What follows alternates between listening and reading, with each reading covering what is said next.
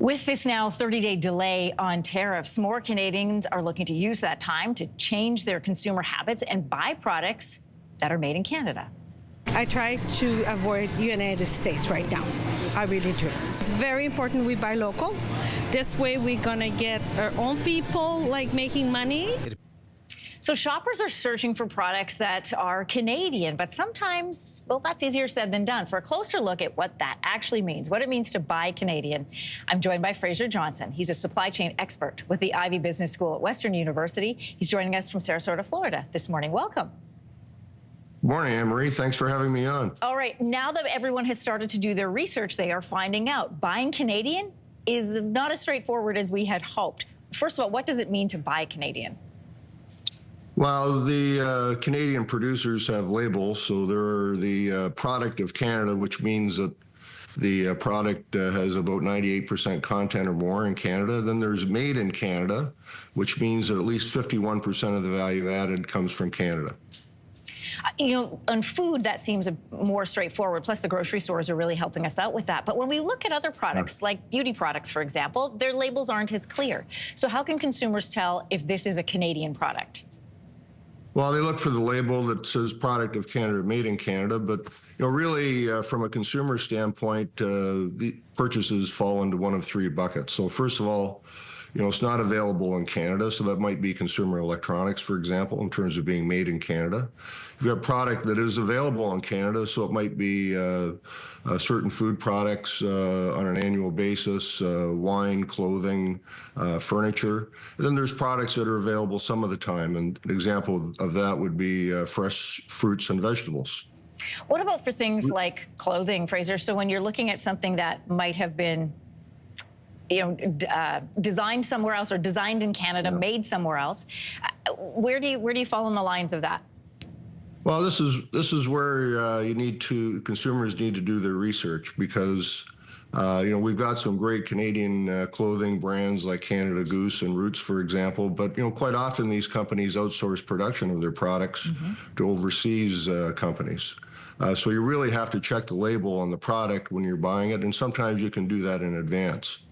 There are online resources that consumers can use. So there's one website called madeinca.ca, for example, which can help consumers through that process of determining what is made in Canada and what comes from other parts of the world.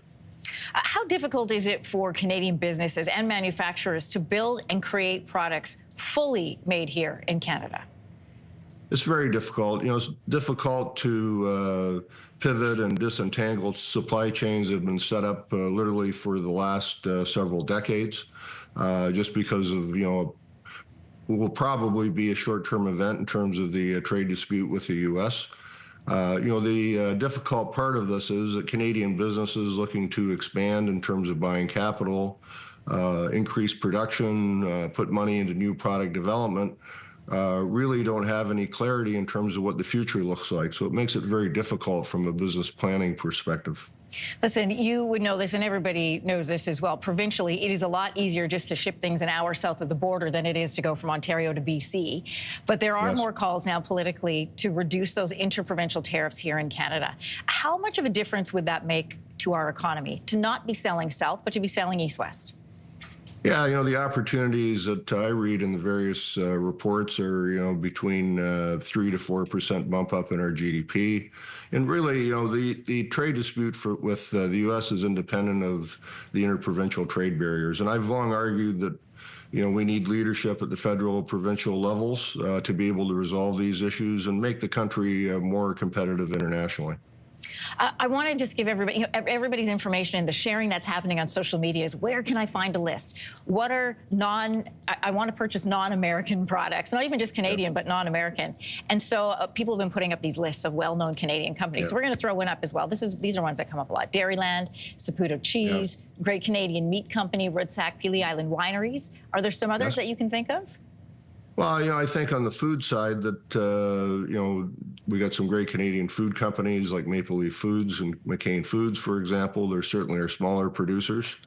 I think that, if you go to some of the name brand products in some of our stores like President's Choice and Compliments, those are usually good bets as well in terms of local products, local being Canadian made. I want to ask you quickly about big chains, because things like fast food, for example, while a company like McDonald's might not be Canadian owned, they do use either Canadian potatoes or Canadian beef. So what can consumers do in a situation like that? Yeah, those are a little trickier. And I think that part of the process here is to take a look for substitutes. So, if you're used to getting up in the morning and having a glass of Florida orange juice, and maybe you can look at apple juice as a possible alternative, apple juice which is made in Canada.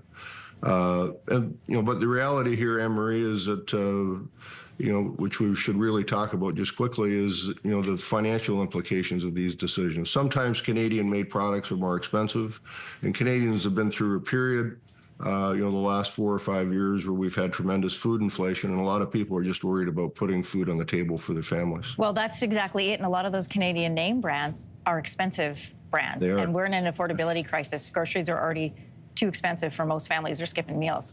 Fraser Johnson, great to have you with us this morning. Lots to think about and research. So thanks for helping us do that. Thanks for having me on. If you liked that video, make sure to subscribe to the Your Morning YouTube feed, where you can find all kinds of new content posted every weekday morning.